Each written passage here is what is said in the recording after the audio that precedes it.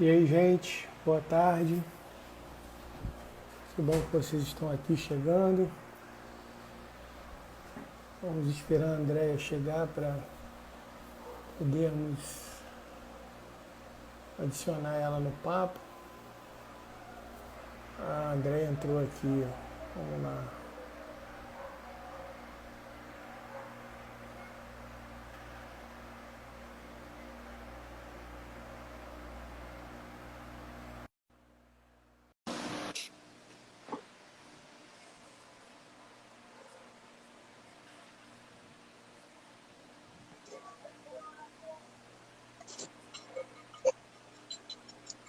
Oi, Olá, Andréia, tudo bem?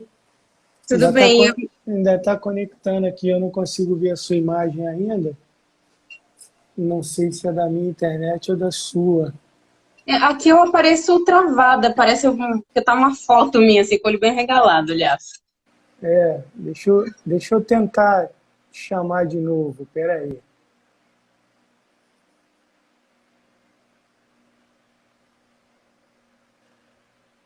Olá, pessoal, boa tarde. Estou tentando chamar a André aqui de novo.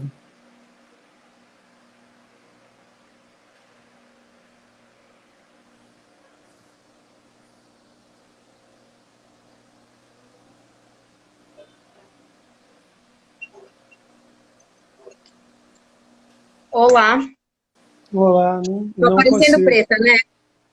Não Uma consigo ver tela a sua preta. imagem.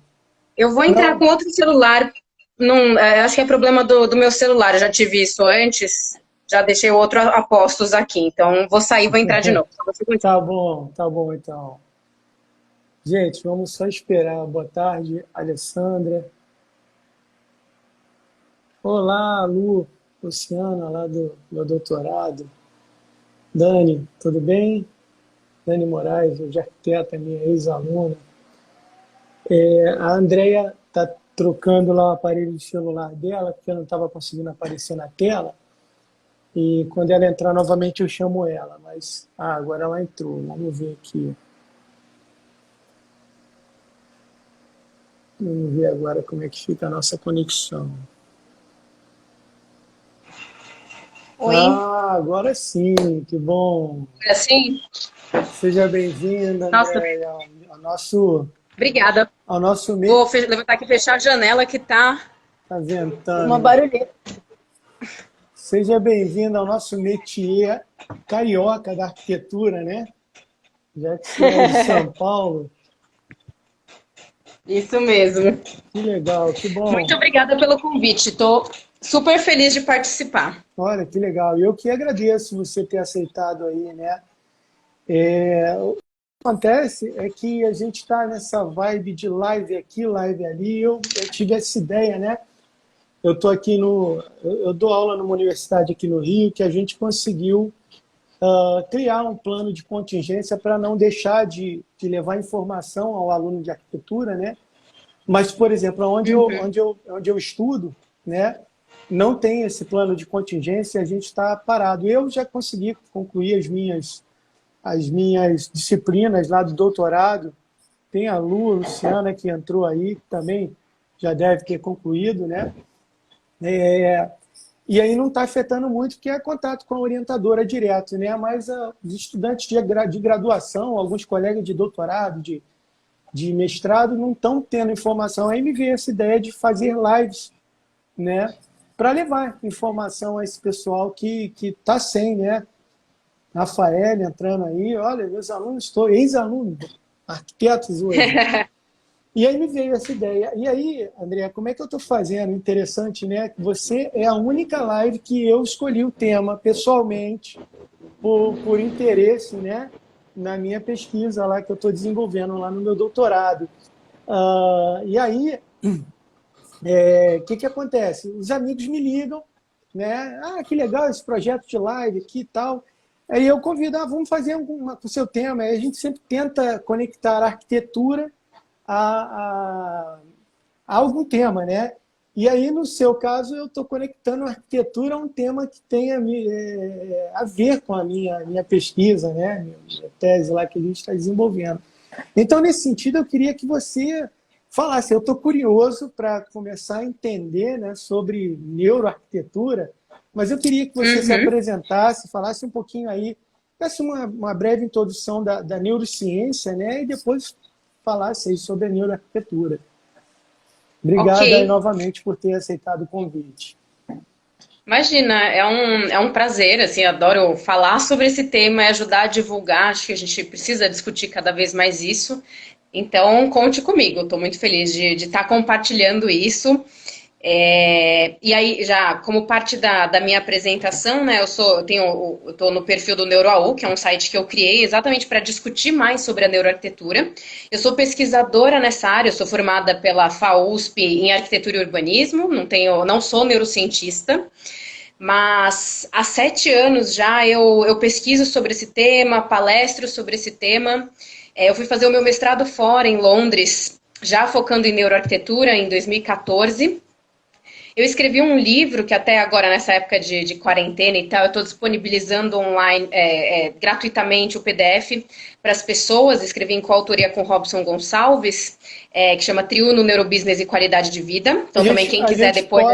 Pode fazer esse link, né? Manda mensagem para mim ou para você diretamente. Exatamente. Gente, sigam o perfil da André, que é muito legal. Eu devorei os seus artigos lá que você tem no seu site, e vi seus vídeos, né? No intuito de primeiro aprender, depois me preparar para essa live. Mas, gente, o pessoal do Rio é uma área pouco difundida aqui, né? E é o intuito que a gente difunda mais ela aqui, né? Divulgue mais ela. Desculpa te cortar aí. Não, imagina, por favor, me interrompa o tempo todo que precisar. Inclusive, se eu falar rápido demais, me avise. Gente, fica à vontade para fazer pergunta aí que a gente vai lendo aqui, né? Isso mesmo, interajam com a gente. Uma coisa que tem no site, até que eu acho que eu tento sempre fazer, é colocar as referências científicas. Então, tem um monte de gente que vem falar, estou fazendo TCC, quero fazer de neuroarquitetura, onde eu encontro e tal. Nos artigos do site tem a referência bibliográfica lá sempre. E fora o site, eu sou atualmente professora da FGV, eu criei, junto com o Robson Gonçalves também, o curso de Neurobusiness lá atrás na FGV. Eu tenho um curso na FAP de Neurociência Aplicada a Ambientes e Criação. E acabei de estrear um canal no YouTube. Estamos mais ou menos aí. Eu sou consultora na FGV também, trabalho com consultoria na FGV é um campo, em neuroarquitetura é outro. E, bom, chega de me apresentar, senão a gente perde muito tempo aqui e não é esse o ponto. Então, eu vou começar a falar da neuroarquitetura, que é o assunto mais interessante aqui para a gente discutir. Fique à vontade. Para quem, bom, antes de entrar na neuroarquitetura, né, neurociência, porque já que a maioria aqui imagina que não seja médico, e nem da área de biologia, nem né, então vamos só uma breve explicação. A neurociência é uma ciência que estuda o cérebro, o sistema nervoso, e a neuroarquitetura é um campo novo de conhecimento que junta a neurociência aplicada, a psicologia e a ciência cognitiva, a arquitetura e ao urbanismo também. Apesar desse nome neuroarquitetura, né, parece que a gente está falando só dos edifícios e não das cidades, mas o propósito da neurociência é estudar como o ambiente físico impacta os seus usuários. Ai, que alívio, parou o barulho aqui, então agora eu estou conseguindo... Incomoda, né? Eu fechei todas as minhas janelas, portas, liguei o ar-condicionado para não ter barulho da rua. Pois é, não, e agora com o panelaço aqui, então tava entrando muito som. Mas deu um alívio agora que baixou. Até uma área que a gente estuda dentro da neuroarquitetura é o efeito do som, né, no nosso organismo. Isso é um ponto relevante. Mas voltando, a neuroarquitetura, o propósito dessa área é entender a nossa relação com o espaço, como o espaço pode nos afetar. E ela não foca apenas nessas influências que a gente percebe conscientemente. É muito comum falar, realmente, o espaço afeta, eu sinto quando eu entro nessa sala, eu sinto isso, eu sinto aquilo. Isso é relevante, lógico, não estou excluindo isso, mas a neuroarquitetura busca o que está acontecendo no nosso organismo que a gente não tem consciência. Porque a neurociência tem mostrado, né, e a psicologia cognitiva também, que a nossa capacidade de processamento consciente de informação ela é muito baixa. E então tem muita coisa que está nos afetando e a gente não percebe. Então na neuroarquitetura a gente estuda esses efeitos, junto com os que a gente percebe, mas principalmente toda essa grande gama de coisas que acontecem com a gente que a gente não percebe. E ela também olha não só para efeitos de curto prazo, porque é muito comum quando um cliente contrata o projeto, né? Ah, quero uma loja e eu quero que você faça um projeto que estimule os clientes a consumirem. Eu quero um restaurante que estimule as pessoas a gostarem da minha comida, a apreciarem o sabor, etc. Um escritório que estimule a produtividade. Isso são efeitos de curto prazo.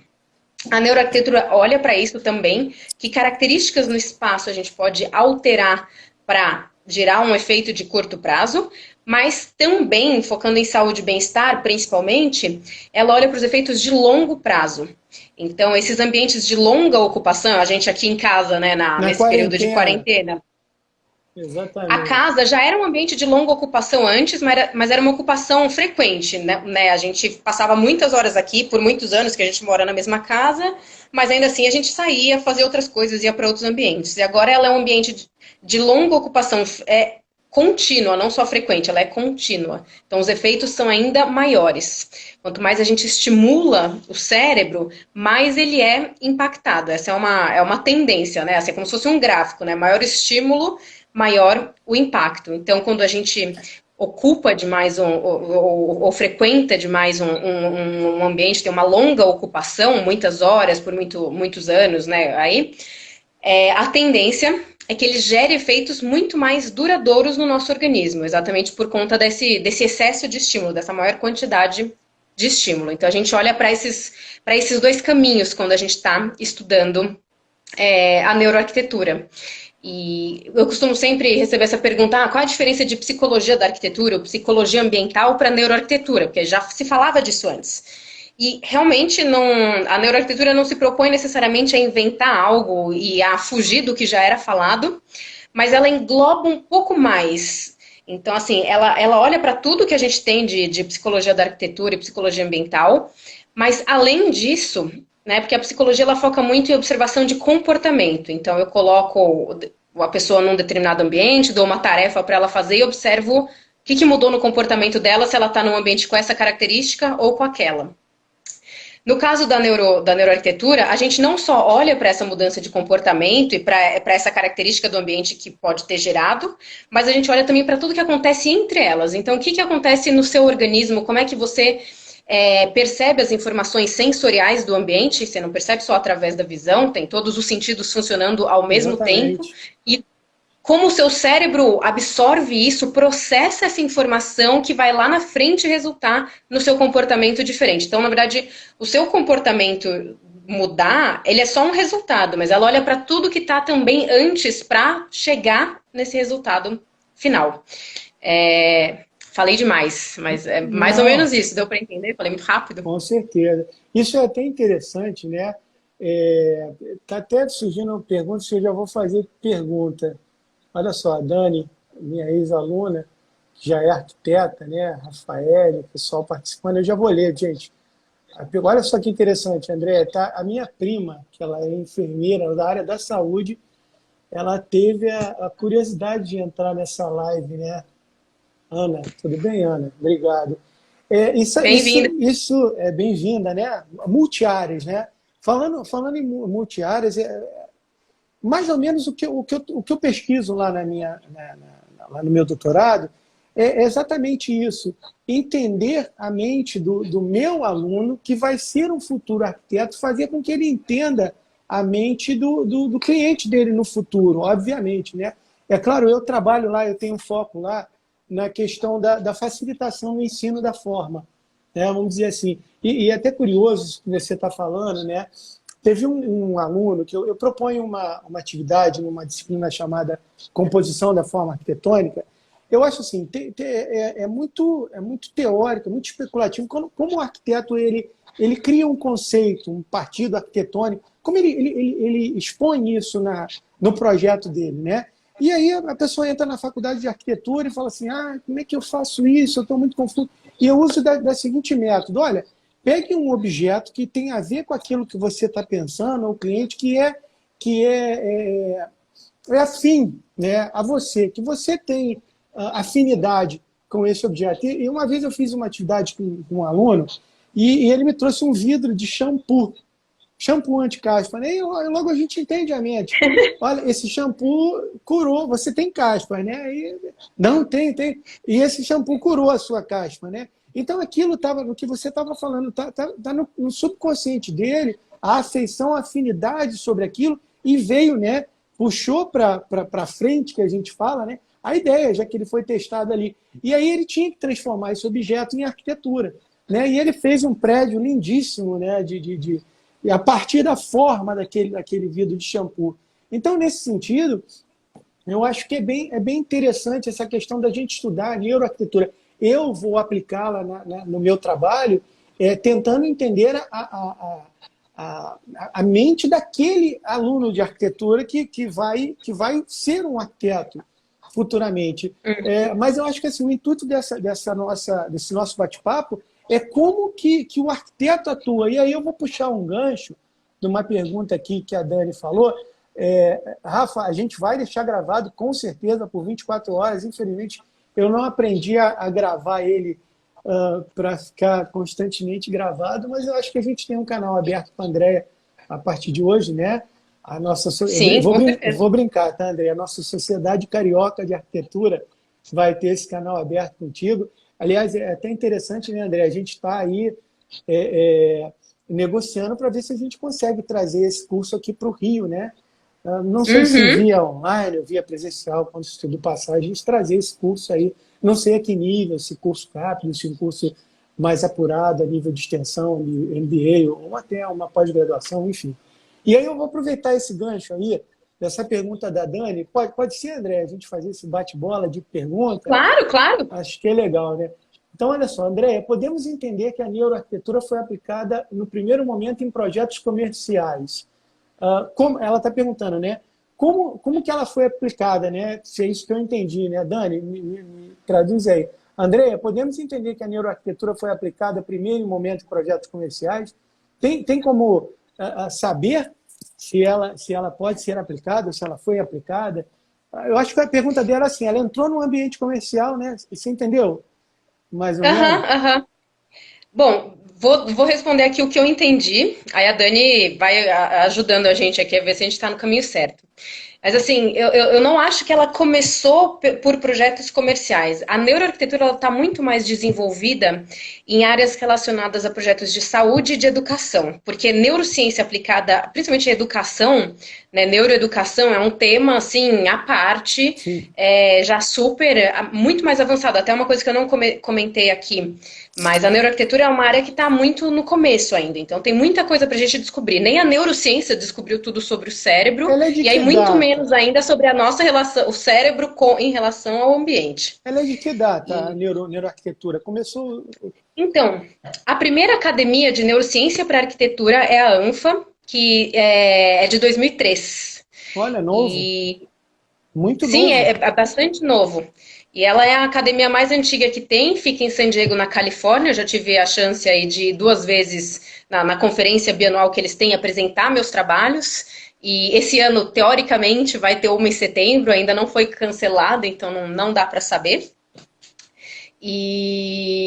Mas então, ela é de 2003. E a ANFA, assim, as pesquisas lá, eles são bastante direcionados para uma arquitetura mais focada em educação e arquitetura hospitalar. Mas, respondendo aí a pergunta da Dani, é uma área muito interdisciplinar, a neuroarquitetura. Ela mistura várias disciplinas, não só essas que eu citei, que é a arquitetura e urbanismo por um lado, ciência cognitiva, neurociência e psicologia, mas assim, como tem pouco material ainda de neuroarquitetura, a gente tem que explorar o que tem de neurociência aplicada em outras áreas. Então a gente consegue aprender muito olhando para neuroeconomia e economia comportamental, para entender processos de tomada de decisão, até onde vai a nossa racionalidade, esse super controle consciente que a gente acha que tem de tudo, e o neuromarketing. E aí, no neuromarketing, que é dessas aplicações de neurociência, é uma área que está mais avançada, ela é de antes da neuroarquitetura, tem vários estudos e não sei o quê. E aí, no neuromarketing, eles também estudam o ambiente de consumo e a sua reação ali ao consumir dentro da loja. E aí, então, também, se você olhar para estudos de neuromarketing, você encontra muita coisa que você consegue trazer para a neuroarquitetura focada em ambientes comerciais. Aí, por isso, acho que dá essa impressão de que veio antes, mas se a gente for olhar para o termo neuroarquitetura mesmo, aí ele não é focado só no ambiente comercial e não surgiu por conta do comercial. Mas se você pegar para o neuromarketing, aí sim você consegue fazer essa conexão. Que na verdade, eu entendi que a pergunta... Você acabou respondendo assim, de forma bem clara, mas o que eu entendi da pergunta da Dani foi exatamente isso. Quando eu entro num ambiente, né, um comercial, ela quis falar comercial, mas se aplica a todos os ambientes, né? Entro num ambiente, aí eu falo assim, puxa, caramba, aqui foi aplicado neuroarquitetura. Não, aqui não foi aplicado a neuroarquitetura, né? Eu acho que isso é novo, né, Dani? Então a gente não tem como... Sim, e eu acho que, na verdade, o que acontece é que, assim, e isso é uma coisa que eu percebo de várias pessoas que estão debatendo comigo sobre o tema e tal, que às vezes a gente fala, aplicou a neuroarquitetura. Tem muita coisa que a gente já faz intuitivamente, sem saber o que é neuroarquitetura, sem saber aplicar. Você pode até conhecer a neuroarquitetura, mas uma coisa é conhecer, outra coisa é saber aplicar, são coisas distintas. Você entendeu que impactos o ambiente pode gerar, mas até aí como é que isso vai mudar a sua forma de projetar é uma outra coisa. E aí eu sinto que tem essa diferença, e é isso, a gente já fazia muita coisa intuitivamente, seja porque a gente já tinha estudado psicologia da arquitetura lá atrás, ou porque a gente tem um feeling, e porque a gente percebe o que funciona na gente muitas vezes. Então, assim, existem elementos que a gente vai falar em neuroarquitetura que já eram aplicados e são por pessoas que nunca ouviram falar sobre o tema. Mas aí a neuroarquitetura é um tema à parte para a gente estudar tudo isso, entender e não deixar ficar só no intuitivo, porque no intuitivo às vezes a gente pode falhar. Ou não valorizar, né? Às vezes eu faço as coisas de um jeito, mas aí chega um cliente e fala, não gostei disso, quero mudar. E eu não sei o valor que aquilo tem, a importância, eu não tenho um artigo científico por trás para falar, olha, não é uma questão de gosto e da minha intuição, é uma ciência que tem por trás. Então, tem uma mudança aí de percepção e de diálogo agora com o cliente por conta disso. Por isso que, assim, eu fazendo um link com um vídeo que eu assisti seu, que é bem interessante, né? Entender o cliente, na verdade, entender o ser humano, a atitude, né? O que ele tem de principal no subconsciente dele, vamos dizer assim, né? Que está ali guardado e que eu possa aproveitar. Aí eu vi um vídeo seu bem interessante, André, que você fala sobre a necessidade primitiva do homem de estar num ambiente natural mesmo, de natureza, né?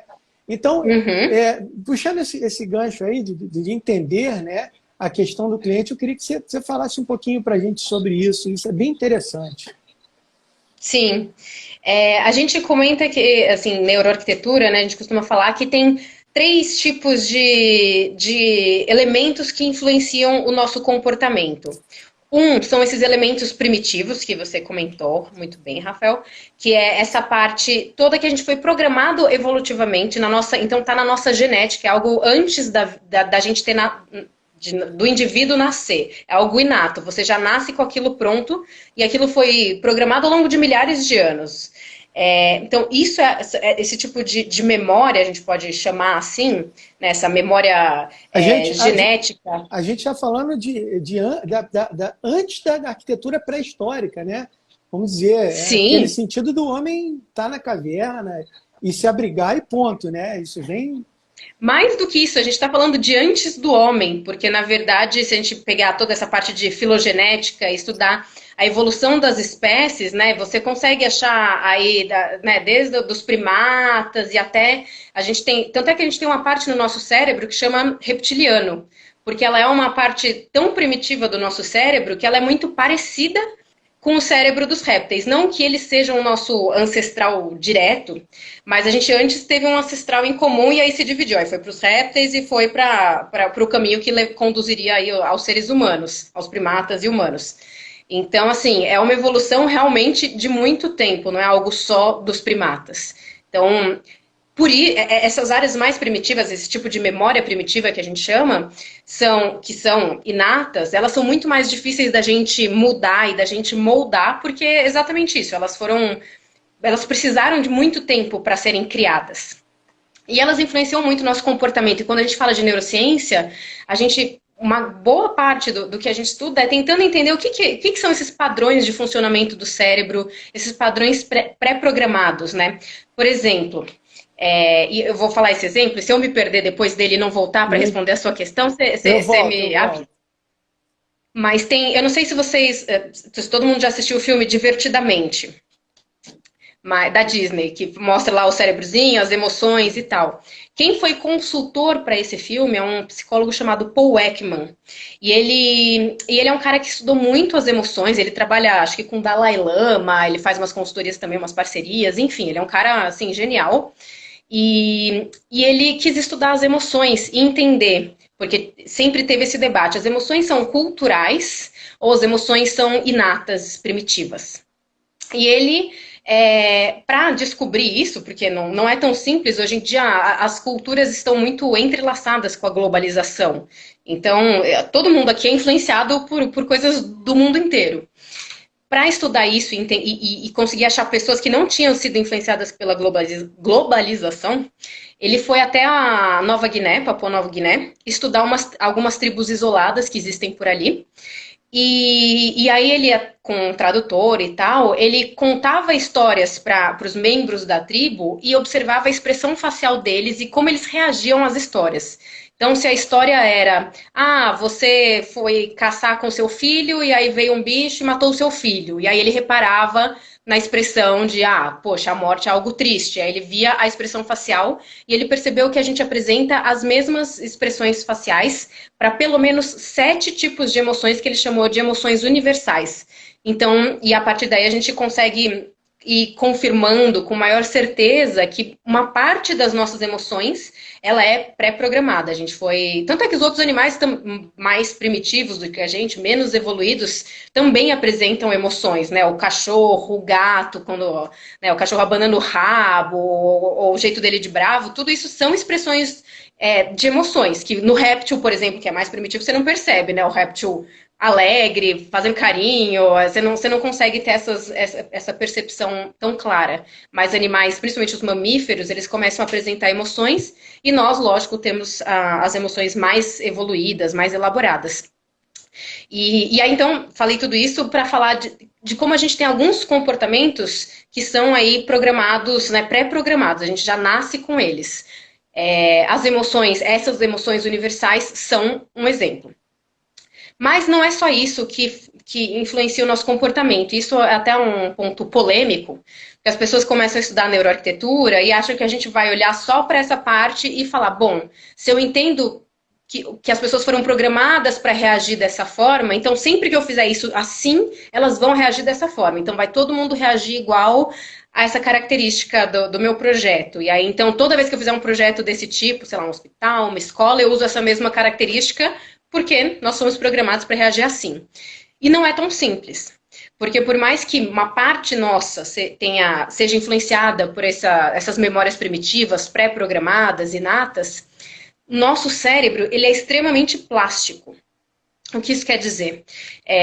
Tem um campo da neurociência que estuda como o nosso cérebro se transforma ao longo da vida. Você já está respondendo uma pergunta. Eu estou aqui ligado nas perguntas do pessoal. Teve uma pessoa, deixa eu ver se eu consigo voltar aqui, né? Tem algumas coisas que eu vou citar aqui para engrandecer a sua fala, engrandecer, né? Complementar, né? Vamos dizer assim. Né? Aí, tem gente pedindo para levar o Fábio Goulart, pedindo para levar o curso para Curitiba. Olha que legal. Muito bom. Olha. Então, está dizendo aqui... deixa eu achar aqui, gente. Desculpa te cortar, Andréia. Mas a pergunta aqui, ó. A neuroarquitetura pode contribuir para a plasticidade do cérebro? Já está até respondendo isso, né? Desculpa te cortar.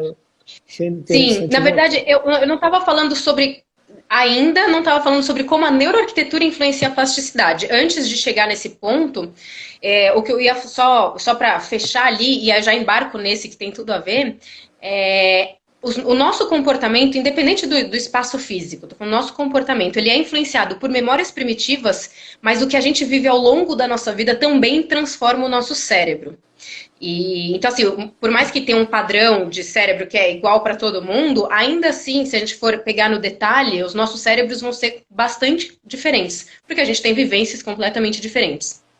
E aí, então, as nossas memórias culturais, né, a nossa cultura e a nossa experiência pessoal também ajudam a moldar o nosso cérebro. Por isso, quando a gente projeta, não existe, eu estava falando lá atrás, né?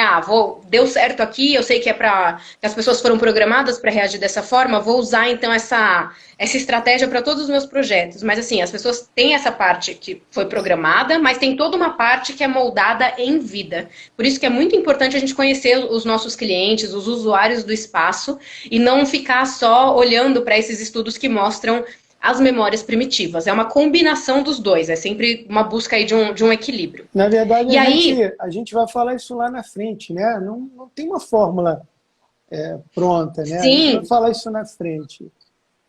Sim, e aí respondendo a pergunta, não lembro quem tinha feito a pergunta da plasticidade, você falou o nome? Falei, deixa eu voltar aqui. Foi... Ai, meu Deus, eu sempre me perco nisso aqui. Fábio Goulart não, foi o curso em Curitiba. Bom, eu vou respondendo, e aí se você achar o nome, você me diz, mas também Ok. qualquer coisa fica sem o nome. Sim, o ambiente construído é uma das variáveis que pode influenciar a nossa plasticidade cerebral. Então, definindo um pouco melhor o que é plasticidade, né? Que o cérebro se transforma, mas que transformação é essa? O que a gente está falando? Um dos elementos principais da plasticidade é a conexão entre os neurônios, então a comunicação entre eles. Os neurônios não encostam, né? Eles se conectam através de sinapses, então fica um espacinho assim entre as ramificações, e aí eles se comunicam por impulsos elétricos ou químicos. E essas conexões entre os neurônios, elas podem se transformar. Então a gente pode reforçar as conexões e melhorá-las, a gente pode perder conexões ou enfraquecer conexões, e a gente pode fazer novas conexões. Isso é que é a plasticidade do nosso cérebro. Então, se a gente dá mais estímulos, por isso que quando a gente treina alguma coisa, a gente estuda para uma prova, a gente vai melhorando, né? A gente, quando aprende a dirigir, no começo, meu Deus, 1000 coisas ao mesmo tempo, não sou capaz. E aí você treina um pouquinho, vai praticando, aquilo vai entrando para o automático, porque o seu cérebro vai se moldando de acordo com esses estímulos que ele está recebendo. Isso é um dos elementos. Teve até um contexto legal que eu assisti numa live sua, que você falou que foi no casamento de uma amiga sua indiana, né? Indiana. E aí a questão do barulho, né, do trânsito na Índia, né, que você não estava acostumada, mas ela estava sentindo saudade, né? Daquela coisa toda, é bem interessante isso. Por isso que a gente não pode... Isso tem tudo a ver.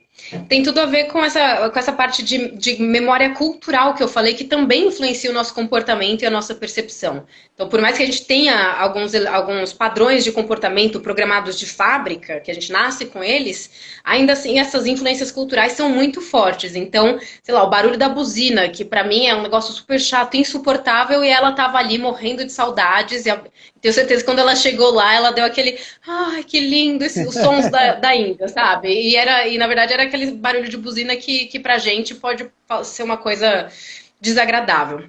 Então por isso que é muito difícil você achar um equilíbrio quando você vai fazer o projeto e você busca entender o seu cliente, porque muitas vezes existe esse conflito. Assim, o barulho é algo que a gente sabe que é estressante, que barulhos constantes, no longo prazo, fazem um super mal para o nosso organismo. Eles desregulam o nosso ciclo circadiano, que é nosso relógio biológico para a gente dormir com qualidade à noite, ficar com energia durante o dia. Muda o nosso ritmo cardíaco, nossa respiração. Então, assim, tem vários efeitos negativos do barulho constante. Mas, ainda assim, se você tem uma vivência positiva e aquilo vira uma memória cultural positiva, você pode se apegar a algo que talvez no longo prazo, se você não equilibrar, não faça bem. Não é que ela ficava mal de morar na Índia, porque com certeza ela tinha um padrão de vida que equilibrava. Então, quando você está no trânsito, você está ali naquele som das buzinas e tal, mas quando você está em casa, eles são super equilibrados espiritualmente e tal. Então, assim, o ambiente da casa ajuda a equilibrar essa equação. E muito assim do que muda no ato de projetar com a neuroarquitetura, na minha visão, pelo menos, é exatamente esse cálculo e essa compreensão de como é que a gente acha o equilíbrio, porque a gente não vai conseguir criar ambientes perfeitos para todo mundo Sim. o tempo todo. E nem é para ser assim, nem é para buscar isso. Não existe a perfeição, depende sempre do ponto de vista. Mas é tentar buscar esse equilíbrio. Se aqui tá barulhento demais, como eu posso equilibrar isso com outro ambiente do meu edifício ou da minha cidade? E aí é sempre buscar isso. E é uma coisa que vai muito de arquiteto para arquiteto e é uma mudança no olhar. É, olha que interessante, André. Eu vou tentar juntar as perguntas aqui, fazer uma combinação para que a gente não perca muito tempo com isso, né? Deu lendo aqui. Bem, Adriana, pô, sempre participando das minhas lives, arquiteta, e trabalha com questão de arquitetura. O foco dela é mais em sítios, né? De chácaras. ah, Enfim, ela está falando muito de conforto ambiental aqui, o pessoal falando de cores, está falando Aí entrou pela questão do som, né? E aí eu vou unir tudo isso a uma pergunta bem. Aí minha prima, por exemplo, está falando assim: um hospital do Rio de Janeiro, parece que estamos diante de um belo lugar, acredito que lá a neuroarquitetura foi aplicada, e ela não é da área de arquitetura, né? Aí a gente está falando da questão da humanização da arquitetura de hospitais, né? São Uhum. papos para horas aqui. E a Adriana volta a falar de cor, e aí eu vou unir tudo isso a uma pergunta que não tem muito, muita conexão, mas eu acredito que você faça essa conexão. Aí a Dani vira e fala assim: o Feng Shui, que é o estudo energético da construção, né? Uhum. Logo podemos entender que essa prática se enquadra no estudo da neuroarquitetura, né? Aí tenta dar uma respondida aí, juntando a questão do conforto ambiental, todas as áreas do conforto. Acho que é interessante. Estou tentando filtrar, André, desculpa a desorganização, Aham. mas estou tentando filtrar aqui. É Eu não isso. sou uma entendida de Feng Shui, mas tem uma conexão direta, assim, eu acho que, e conforme a gente tiver mais estudos em neuroarquitetura, porque a gente não tem ainda tanto material como poderia, porque é muito difícil você conseguir medir as alterações no organismo e associar a qual característica do espaço que está gerando. Então a gente não tem tantos estudos assim como poderia, mas eu acredito muito que com o passar aí dos anos e a melhora nas tecnologias de neurociência de medição de performance do cérebro, etc., a gente vai conseguir comprovar muitas coisas que eles já falavam lá atrás e que quem entende já segue e tal, e faz todo sentido, até porque e aí eu não entendo de Feng Shui, mas eles têm muito, Nem na minha eu, visão, a gente está sendo pego de surpresa, mas nem eu entendo muito, não. sim, eles se inspiram muito, na minha visão, isso, porque eu não entendo o assunto, mas numa harmonia da natureza. E em muitas culturas, elementos da natureza é utilizado. E até você tinha me perguntado, né, Rafael, sobre essas memórias primitivas, a gente ter sido programado evolutivamente, e uma área específica dentro da neuroarquitetura, que tem dentro, né, antes era um elemento fora e agora foi englobado pela neuroarquitetura, é o estudo do design biofílico, da biofilia, e da importância do contato com a natureza. Porque nunca ouviu falar desse termo, né, porque eu já não aguento mais ouvir falar dele, que a gente discute o tempo todo, e eu acho super legal. Sim. Mas para quem não conhece, é um campo que estuda a importância do contato com a natureza, a biofilia, e o design biofílico é um campo que aplica, então, que elementos da natureza a gente consegue trazer para a nossa arquitetura. Lógico que eu não estou falando de trazer um vaso de planta que nem tem aqui atrás de mim, isso também é uma iniciativa, mas assim, como a gente consegue aprender com a natureza e trazer, assim, seja na forma do nosso edifício, seja nas texturas, na escolha dos materiais, na posição das janelas, tudo isso a gente traz elementos, ou na sensorialidade, né, na riqueza sensorial que a natureza tem, como é que a gente traz esses elementos para dentro aí dos nossos edifícios para nos reaproximar da natureza. E aí eu acho que tem uma questão de harmonia que pode ser muito bem associada aí ao Feng Shui. Olha só que legal essa outra pergunta aqui, André. Aí é da Luciana, né? Florenzano, minha colega lá do doutorado. A nossa turma ela é bem eclética lá, né? Eu estou falando de ensino, o outro fala de história. O trabalho da Lu, se eu estiver errado, você me corrige, tá? Ela fala sobre a influência das cores, historicamente falando. Eu não sei aonde, Lu, fala a sua pesquisa onde que é o seu recorte de lugar, né? Ela está fazendo uma pergunta aqui bem legal, olha só. Como tu enxergas a relação das cores arquitetônicas com a neurociência, considerando que as percepções cromáticas não são universais e sim culturais? Uma pergunta bem Sim, rica, né? muito legal que ela mesma já colocou o que eu sempre uso para responder, porque as pessoas vêm com uma expectativa que ela já está mais. A pergunta dela já está mais madura do que, em geral, as pessoas vêm me perguntar, porque elas geralmente colocam de uma forma assim: ah, como Ela é que as cores tá influenciam? falando aqui, desculpa, Andréia, Mas, a pesquisa dela são sítios patrimônio da humanidade no Brasil, né? que Provavelmente legal, vai ter o Pelourinho, né? Vão ter essas. Não sei se tem alguma coisa no Rio. Trabalho a muito legal, relação da homogeneização dos sítios no Brasil. Legal. Vamos lá. muito Desculpa bom. te cortar aí, aqui, de Imagina, repente dava um gancho aí. os alunos vêm com uma expectativa do tipo, ah, que cores geram que efeitos? E eu esqueci o nome dela. Qual é o nome dela? É Luciana, Luciana. Luciana. E a Luciana já veio falando exatamente de que tem aí uma influência cultural. E realmente eu gosto muito de usar, de explicar as cores, falando da teoria da cor no contexto. Você não pode só olhar para a cor absoluta. Ah, o verde gera isso, o azul gera aquilo, o vermelho aquilo outro. A gente é aquela busca de equilíbrio. Então, assim, para algumas cores, a gente sabe o que elas geram. Então, assim, principalmente as cores mais estudadas em neurociência, não estou falando da psicologia e dessa parte mais cultural, mas em neurociência, o vermelho agita e o azul é uma cor que tende a baixar o nosso ritmo fisiológico. E o vermelho, em compensação, ele agita o nosso ritmo.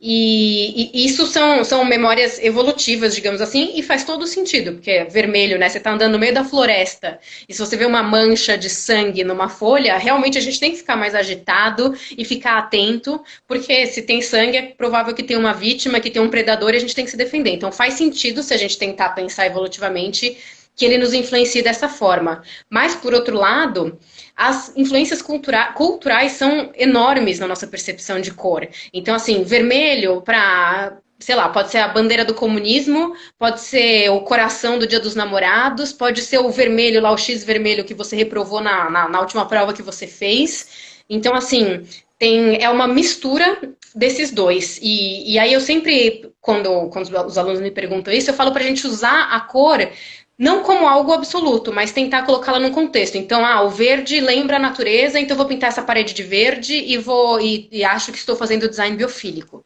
Mas o verde na natureza, ele não aparece chapado. Então, assim, como você escolhe usar a cor? Independente da cor que você escolha, mas como você a utiliza. Então, de repente, de fazer do mais claro para o mais escuro, ou fazer alguns padrões de textura, tudo isso vai ajudar a passar a mensagem que você quer passar. Você quer usar o vermelho do comunismo, o vermelho do Dia dos Namorados, o vermelho do reprovei na prova. Que significado você quer passar com o seu uso de vermelho? E aí você se apoia nesses outros elementos. Você está conseguindo ler as perguntas aí, André? Não? Não porque eu estou falando muito. Olha só, e aí você já está respondendo, que legal. A Lu falou assim, do ponto. Antes de você estar respondendo aqui essa questão da superfície, ela tá falando aqui, do ponto de vista das cores das superfícies, né? Então, eu acho que está meio que respondendo essa pergunta dela, né, Lu? Não sei, ficou satisfeita aí? Eu sei que você está perguntando para colaborar com a sua pesquisa aí, né? Mas, assim, enquanto ela responde, Andréia, eu tenho outra bem legal aqui, bem interessante, é da Aline Mendes. Ela é minha orientanda de TFG atualmente, né? A Aline é professora durante um bom tempo da vida dela, ela resolveu fazer arquitetura. E aí está se formando agora, e o trabalho dela é mais ou menos... Vou ler aqui, né, para eu não me estender. Meu TCC é sobre pátio escolar, novos usos para esse ambiente como extensão da sala de aula. E como esse espaço influencia no aprendizado, né? Aí ela pergunta, estou projetando com a neuroarquitetura? Eu acho que intuitivamente está, né, Andréia? Intuitivamente, sim, mas acho que A pergunta está totalmente alinhada de como esses espaços podem influenciar e também serem ambientes de aprendizado. Mas acho que para você realmente colocar elementos de neuroarquitetura com mais propriedade, acho que vale a pena dar uma lida em alguns estudos do tipo que falam sobre sensorialidade, né? Essa percepção sensorial, como a gente aprende muito mais quando a gente está fazendo do que quando a gente está só assistindo, ouvindo, lendo. E no pátio escolar, né, que as crianças vão brincar e vão interagir, é um momento realmente de aprendizado. E elas estão usando o corpo inteiro delas. E a gente fala também em neurociência que cognição e emoção também são corporais. Então, assim, o corpo influencia no nosso cérebro, assim como o cérebro manda mensagem para o nosso corpo. Então, como as crianças usam o corpo no pátio, podem explorar as posturas e correr e tal. Isso também, sem falar no exercício físico que você consegue fazer no pátio, e tinham perguntado de plasticidade lá atrás, eu nem sei se eu terminei de responder. Mas o ambiente influencia muito na plasticidade cerebral, e uma das coisas do ambiente que pode influenciar é serem ambientes que têm esse elemento de design ativo, de estimular você a se exercitar. Então, o pátio também entra nisso e a gente consegue conectar. Então, plasticidade cerebral também é um outro tema para esqueci quem é a pessoa que está fazendo a sua orientanda, o nome dela esqueci. Aline Mendes. Plasticidade cerebral também é um tema que pode te ajudar muito, te inspirar aí no seu trabalho. Legal. Olha só, sabe o que está sendo legal dessa live, Andréia? É que as pessoas estão colocando perguntas, elas próprias estão se respondendo, está sendo bem a interação legal. Aí eu vou falar de uma coisa legal aqui da Adriana, né? Uma arquiteta que está sempre amiga, que está sempre acompanhando as lives. E isso é interessante, realmente isso depende daquela questão que a gente estava falando da cultura, né? Nesse tempo de pandemia. O luto é representado em alguns lugares em preto e em outros lugares em branco, né? É questão cultural, é bem interessante. Sim. Que legal. Deixa eu ver se tem alguém. A Esther, meu TCC é como a arquitetura sensorial pode ajudar as pessoas do espectro autista. Olha, isso é interessante. Eu orientei alguns trabalhos sobre espectro autista. Isso aí é papo para muitas horas, né? Sim. Mas é uma observação interessante, né? O autista ele tem características peculiares que, por exemplo, a gente fala assim, a gente brinca muito da questão da pedagogia do cantinho, né? Desculpe aí se eu estiver falando besteira, tiver algum pedagogo aí assistindo a live.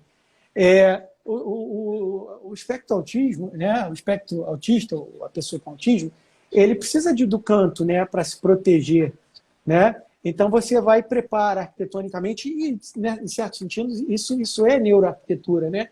Prepara aquele cantinho para que ele corra lá, né? Questão do autista, quando você vai dar, por exemplo, uma aula de informática para ele, né?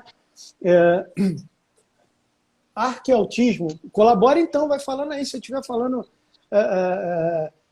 besteira dentro da minha limitação, vai auxiliando aí. Arqueautismo, olha que legal, um site só, um perfil só para arquitetura para autista, né? E aí tem a questão da atenção do autista, né? Que você tem que colocar ali, você, por exemplo, você vai ensinar uma aula de informática, internet, computação, se distrai muito facilmente, né? Então, a questão da neuroarquitetura, você está estudando aquele indivíduo, né? As situações que ele tem, que o cérebro dele trabalha, né? Para que você solucione aquele problema específico dele, da questão da atenção, que a atenção dele não é presa de forma tão fácil, né? Então, sim. Gente, vamos lá, o que vocês querem saber mais? A Andréia está aí. Só para complementar isso que você estava falando de autismo, acho muito legal quando a gente olha para grupos com características mais diferentes, assim, então, pessoas com autismo, outros grupos. A gente consegue aprender muitas coisas e a gente não precisa fazer uma arquitetura com esse aprendizado, a gente não precisa aplicar só quando a arquitetura é para eles. Então, por exemplo, com autismo, né, tem toda uma importância dos ambientes de transição, para você não chegar num ambiente sensorialmente totalmente diferente e se surpreender. Então, assim, como é que você vai preparando o terreno, né, para ele e realmente ser um ambiente de transição mesmo, do estado que ele está, para ele ficar preparado para o outro lugar que ele vai chegar. Ou a importância de espaços de refúgio, para, tudo bem, eu tô aqui no meio das pessoas, mas assim, eu sei que se qualquer coisa eu tenho um cantinho ali que eu posso ir e ficar tranquila. Isso são coisas que também funcionam pra gente. A gente pode Sim, ser que a gente sim. não precise tanto e não perceba se não tiver, mas assim, é um super aprendizado. Então, acho que essas áreas que às vezes a gente acaba isolando, a gente tem que realmente integrar. Então, acho muito legal que eles estejam participando aqui da nossa live e É contribuindo legal. tanto. É. Oxe, o que é bom dura pouco, né? A gente falta 11 minutos para terminar a live. Aí eu vou te fazer uma pergunta. Gente, não fique preocupado. A Andrea está totalmente acessível, eu também, façam perguntas. A gente vai tentar, né, costurar essa parceria São Paulo-Rio para trazer isso aqui para a Sociedade Carioca de Arquitetura. Olha só, já criei até uma, uma, Uhum. uma, uma grife. Então, assim, muita gente tem assim, vou estudar neuroarquitetura, pronto. Criei uma fórmula e vou resolver todos os problemas, né? Criei um método de projetar. É assim que funciona, Andréia? Eu posso criar uma É, forma, um método, isso me permite isso? você, assim, o que eu sinto é que as pessoas têm uma expectativa de algo muito mais fácil do que é. Que a neuroarquitetura traga respostas e traga realmente uma fórmula. Do tipo, você quer deixar a pessoa mais criativa? Então faz o pé direito mais alto. Você quer que a pessoa fique mais atenta? Faz o pé direito mais baixo. E são elementos que a gente sabe que tem uma Sim. influência sim, mas a resposta não é tão simples. Senão também qualquer pessoa que decorasse essa informação ia poder fazer lá e falar, estou aplicando neuroarquitetura. Assim, é uma área que exige um grande conhecimento de cérebro, comportamento do ser humano e de uma observação do outro para entender essas memórias culturais que não estão explícitas aí nos estudos, que você vai conhecer quando você falar com o seu cliente, entender a cultura dele, porque a gente não está falando de cultura de um país só, a gente está falando da cultura dessa empresa, ou da cultura desse bairro, ou da cultura dessa família, dependendo do projeto que a gente vai fazer. Então, assim, a gente pode criar uma metodologia, mas tem que ser uma metodologia, não é algo pronto, não é uma fórmula que você segue ali o passo a passo e faz. É uma metodologia, algo mais complexo. E eu sinto muita falta disso. As pessoas, a gente fala de neuroarquitetura, né, e fala, então eu li sobre isso e eu segui, e então eu estou aplicando a neuroarquitetura. E você pode estar aplicando intuitivamente, mas assim, se não tiver uma metodologia, fica muito simplório. E a neuroarquitetura pode muito mais do que isso, se a gente se preocupar e não ficar satisfeito com li um artigo de neuroarquitetura e agora aplico. Não, vai atrás de conhecimento, assim, absorva mais e busque criar o seu próprio método. Quem conseguir fazer isso vai se destacar absurdamente no mercado de trabalho, porque as pessoas ainda não têm método, elas têm conhecimento em neuroarquitetura, mas assim, como é que se aplica isso, né? Que metodologia de aplicação você tem? Ainda são poucas pessoas que têm. Olha só que legal, Andréia. É, a Esther está perguntando se você ou eu, não sei, se os dois querem ser meus co-orientadores no TCC. Esther, isso é uma coisa um pouco complexa, né? Não sei se você é do Rio, aí tem a questão do seu orientador aceitar, né? Tem toda essa questão ética, né? Mas a gente pode ajudar dentro do possível. Sim. E aí, pegando um gancho nisso que você está falando, André, sobre a fórmula pronta, eu tenho uma discussão muito válida, muito legal, né? Com o meu co-orientador do doutorado, o professor Paulo Afonso, uma figura ímpar aqui na docência aqui no Rio de Janeiro, né? Ele é um professor da FAO, UFRJ, e a gente, numa disciplina que ele estava dando para a gente, há uma grande discussão assim, no sentido que, eu sou arquiteto, vamos lá, vou anotar aqui, vamos fazer o programa de necessidades, né, do meu cliente. E aí a gente brinca falando assim, não faça programa de necessidade, faça programa de desejos, né? Porque Uhum. necessidade é uma coisa que eu tenho, não necessariamente é um desejo que eu tenho, né? Necessidade eu tenho. Pô, Sim. hoje eu tenho necessidade de ficar trancado em casa, mas esse não é o meu desejo, né? Então, nesse sentido que você está dizendo, busquem sempre o desejo dos seus clientes. Identifiquem, sim, as necessidades que eles têm, mas busquem o desejo deles, né? Isso é interessante para que você tenha, assim, afinado aonde, né, que você traduza isso para que você, assim, aplique a neuroarquitetura, né? E só complementando, que eu achei super legal isso que você falou, busquem o desejo sim, mas mais do que o desejo que está explícito, que você fala, o que que você quer, o que que você espera? Porque muitas vezes a pessoa não sabe o que ela quer. Você vai falar, o que que você espera do seu projeto? Ele fala, faça algo incrível, mas assim, o que que é isso? O que que é incrível para você? Então, assim, busque compreender os desejos que nem ele sabe que ele tem. Quando a gente fala de design thinking, que é um outro campo que eu estudei e também dou aula, né, o Tim Brown, que é um dos caras que mais influentes nessa área, ele comenta exatamente disso, que assim, você vai acertar mais quando você descobrir um desejo que nem a própria pessoa sabe que ela tem. Então, para isso, a gente tem que ter muito essa sensibilidade e esse olhar atento para conseguir descobrir. Que legal, olha só, minha prima, novamente, vocês estão me fazendo criar uma paixão por arquitetura, ela é enfermeira. Que bom ouvir Que legal. vocês, muito legal. André, vi que você dá um curso na FAP. Vão ter próximas turmas online, talvez? Aí é uma para você Então, responder. online, a princípio não. O curso é um curso presencial. Eu não sei agora com essa questão da quarentena, tinha até turmas que foram postergadas e tal. Eu dependo um pouco da FAAP, a gente está numa conversa para ver se vai mudar, mas assim, a princípio, acabando a quarentena, o curso volta a ser presencial. Mas é um curso de uma semana, inclusive já tive alunos cariocas, enfim, de vários lugares do Brasil. Mas exatamente em uma semana para ser um concentrado que fica um pouco mais fácil. Não é fácil para todo mundo e não é possível para todo mundo, mas é uma tentativa. E fora isso, lógico que a gente está aqui conversando, eu e o Rafael e tal, para ver de fazer outros cursos e aí levar isso para outros cantos do Brasil também. Que legal, que bom. É, aí, a Brenda Araújo está falando assim, não achamos materiais sobre o assunto. Muito triste isso. Brenda, eu vou te responder e vou dar a palavra final à Andréia, né? Agradecendo, faltam 5 minutos.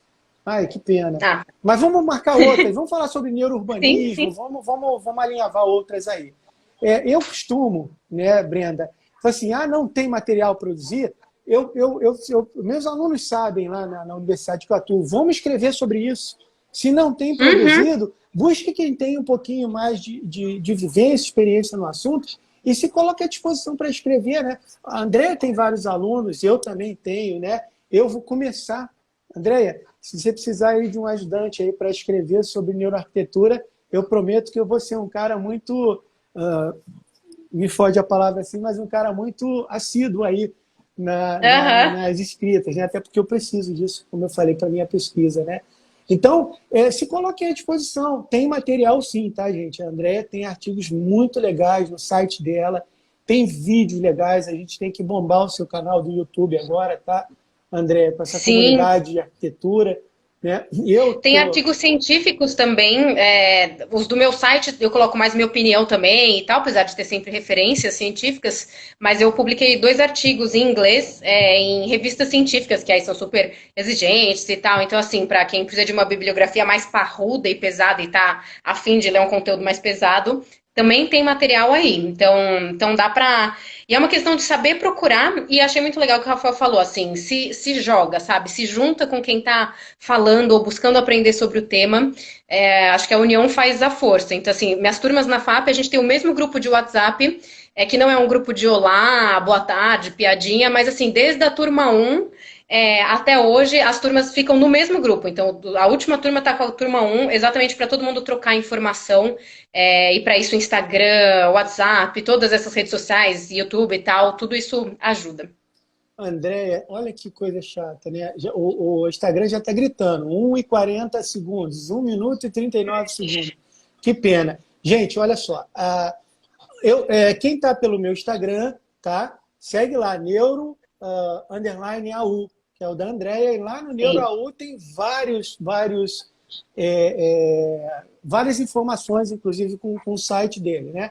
Vamos deixar sim a live salva, ok? Entre em contato com a Andréia ou comigo, a gente já está fazendo, já vamos formular cursos rápidos, né? Vamos começar pequeno aqui no Rio, pequeno que eu digo no tamanho, na extensão, tá? E é isso. Muito obrigado, pessoal, vocês que assistiram. Eu vou deixar esse 1 minutinho final para a Andréia aí fechar. Agradeço muito, Andréia. Muito obrigado aí por ter aceitado esse convite. Vamos fazer sim. Quem está cobrando aí, vamos fazer sobre neurourbanismo. Provavelmente vai ser no meu outro Instagram, ou Arquensino, @Arquensino. Andréia, a palavra é sua. Desculpa, 40 segundos. Tá, vou ser rápida. Queria agradecer muito, adorei participar. Agradecer você, Rafael, agradecer todo mundo por ter participado aqui. Estou super disponível para conversar mais. Quem quiser alguma informação no perfil do NeuroAU, manda uma mensagem lá. Assista o meu canal no YouTube, que está estreando agora, então estou ainda tô começando, mas já tem um vídeo lá bem legal e semana que vem já entra mais. E é isso, é sempre um prazer conversar sobre esse tema, então com certeza voltaremos a falar. Obrigado, Andréia, mais uma vez. Gente, vou deixar salvo lá, tá? Ó, 7 segundos. Andréia, sem palavras.